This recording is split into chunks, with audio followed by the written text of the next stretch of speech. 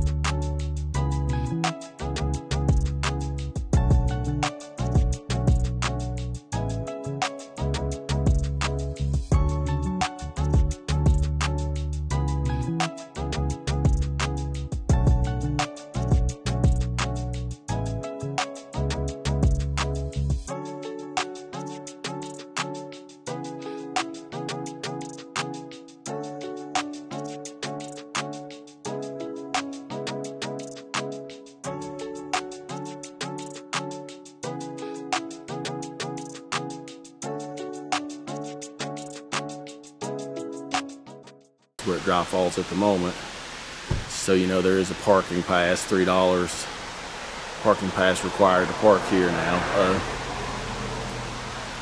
It's a very scenic drive, a good road trip, and some really nice waterfalls along the way.